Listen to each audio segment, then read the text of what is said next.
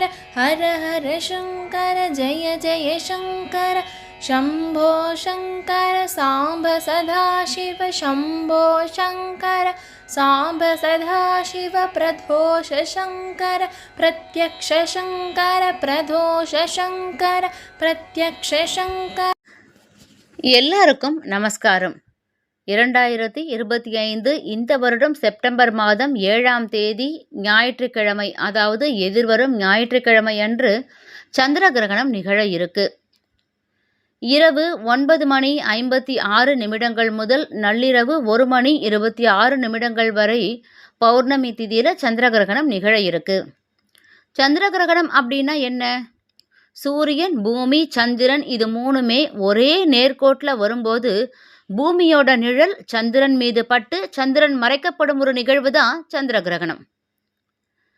ராகுவும் சந்திரனும் இணைவது தான் சந்திர கிரகணம். ராகு, கேது நிழல் கிரகங்கள் விஷத்தன்மை கொண்டது. அதனால கிரகண நேரத்தில் நம்ம சாப்பிடும் உணவு நஞ்சாகுவதற்கு வாய்ப்பு இருக்கு. அந்த காரணத்துக்காக தான் கிரகணம் ஆரம்பிப்பதற்கு 5 மணி நேரத்திற்கு முன்னதாகவே நாம் உணவு உட்கொள்ளணும்.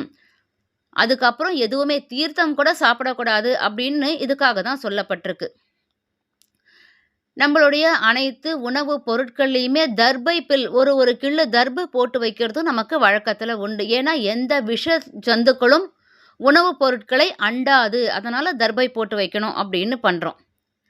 கர்ப்பிணி பெண்கள் கிரகண நேரத்தில் ரொம்ப கவனமாக இருக்கணும். கிரகணத்துடைய ஒளி கீற்று அவ மேலே படக்கூடாது. கர்ப்பிணி பெண்கள் அறையை விட்டு கிரகண நேரத்தில் வெளியில் வரக்கூடாது. ஒரு அறைக்குள்ளேயே அமர்ந்து பகவன் நாமாவை சொல்லின்னு இருக்கணும். அது மட்டும் இல்லாமல் கிரகண நேரத்தில் அசுர சக்திகள் உச்சத்தில் இருக்கிறதுனால சுப தெய்வங்களுக்கு பலம் கம்மியாக இருக்குமா. அதனால தான் எல்லா கோவில்கள்லேயுமே கர்ப்ப கிரகங்கள் பூட்டி வைக்கப்பட்டிருக்கு. ஆனால் ஒரே ஒரு கோவில் மட்டும் கிரகண நேரத்தில் நடை திறந்து விசேஷ பூஜைகள் நடக்கும். அது எங்கே அப்படின்னா காளஹஸ்தி சிவன் கோவிலில். கிரகண நேரத்தில் காளஹஸ்தி சிவன் கோவிலில் நடை திறந்து விசேஷ பூஜைகள் நடக்கும். ஏன்னா கிரகண நேரத்தில் எந்தவித பாதிப்பும் தாக்கமும் காளஹஸ்தி சிவனை அண்டாது. இங்கு சிவபெருமானே ராகு, கேது, நாகத்தின் வடிவத்தில் இருக்கிறதுனால தோஷம் நிவர்த்தியாகுமே தவிர எந்த தோஷமும் பாதிக்காது. இந்த கிரகண நேரத்தில் நாமஸ்மரணை செய்வது ரொம்பவே உச்சிதமானது. விஷ்ணு சகஸ்ரநாமம், ராமநாமம் இந்த மாதிரி பகவன் நாமாவை ஸ்மரிச்சுட்டே இருக்கிறது ரொம்பவே நல்லது. வேண்டாத எண்ணங்களுக்கும் சிந்தனைகளுக்கும் இடம் கொடுக்காம கிரகண நேரத்தில் பகவன் நாமாவை சொல்ல சொல்ல அத்தனையும் புண்ணியம், நமக்கு பலம் அதிகமாகும். இதன் கூட ஒரு முக்கிய அறிவிப்பா, நம்ம ஆத்து பெரியவா யூடியூப் சேனல் மூலமாக கோடி ராம நாம ஜெபம் சங்கல்பமாகி இலக்கை நெருங்கும் தருணத்தில் இருக்கிறோம். அதிகபட்சமாக 93 லட்சத்தை நெருங்கியாச்சு கோடி ராமநாம ஜெபம் சங்கல்பத்தில். இந்த கோடி ராமநாம ஜபத்தில் இணைய விரும்புபவர்களுக்கு அதில் இணைவதற்கான லிங்க்கு, கியூஆர் கோட் எல்லாமே டிஸ்கிரிப்ஷனில் கொடுக்கப்பட்டிருக்கு. அதன் பயன்படுத்தி கோடி ராமநாம ஜபம் அந்த குரூப்பில் இணைஞ்சிக்கலாம். இந்த கிரகண நேரத்தில் பகவன் நாமாவை எந்த நேரமும் ஸ்மரண பண்ணிண்டு தான தர்மங்கள் பண்ணிண்டு, கிரகண நேரத்தில் தானம் பண்ணுறது, கிரகணத்தன்னைக்கு தானம் பண்ணுறது ரொம்ப ரொம்ப ரொம்ப விசேஷம்.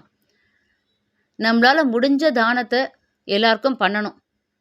தான தர்மம் பண்ணி பகவன் நாமாவை ஸ்மரண பண்ணிண்டு நற்சிந்தனையில் ஈடுபட்டுண்டு புண்ணியத்தை தேடணும். கிரகணம் ஆரம்பிக்கிறப்போ ஸ்நானம் பண்ணணும். கிரகணம் விட்டதுக்கப்புறமும் ஒரு ஸ்நானம் பண்ணணும். கிரகணம் நடக்கிறது அப்படின்னா முடிஞ்சதுக்கப்புறம் கண்டிப்பாக ஸ்நானம் பண்ணி ஆற்றெல்லாம் தொடச்சி க்ளீன் பண்ணதுக்கப்புறம் தான் அடுப்படிக்கே போகணும் அப்படின்றது நியதி. அதை எப்போவுமே கடைபிடிக்கணும். வர ஞாயிற்றுக்கிழமை 7ஆம் தேதி சந்திர கிரகண நாளில் எத்தனைக்கெத்தனை சகஸ்ரநாமம், எத்தனைக்கெத்தனை ராமநாமம் சொல்ல முடியுமோ அத்தனைக்கத்தனை ராமநாமம் சொல்லி பகவன் நாமாவை ஸ்மரண பண்ணிண்டு புண்ணியத்தை தேடுவோம். ஹரஹர சங்கர ஜெய ஜெய சங்கர. ஸ்ரீ மகா பெரியவா சரணம்.